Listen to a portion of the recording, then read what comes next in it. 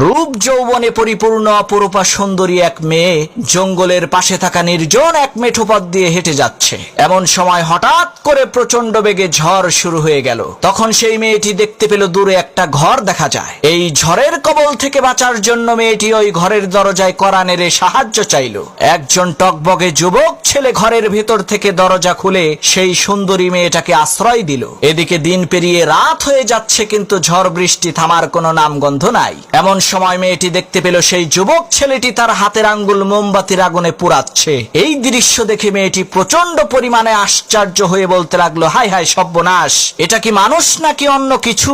পরের দিন সেই মেয়েটি বাড়িতে যেয়ে তার বাবার কাছে সব ঘটনা খুলে বলল, কাল রাতে তার সাথে কি কি হয়েছিল। তখন সেই মেয়েটির পিতা সেই ছেলেটিকে এসে জিজ্ঞেস করলো, বাবা, গতকাল রাতে মোমবাতির আগুনে তোমার হাতের আঙ্গুল পুড়িয়েছো কেন?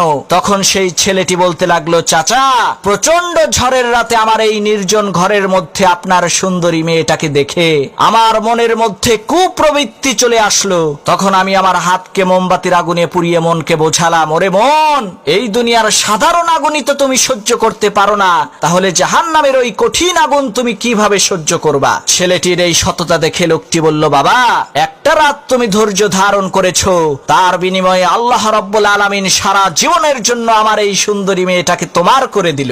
আজই আমি আমার এই সুন্দরী মেয়েটাকে তোমার সাথে বিয়ে দেব, কারণ তোমার মতো সৎ ব্যক্তি খুঁজে পাওয়া এই দুনিয়াতে দুষ্কর।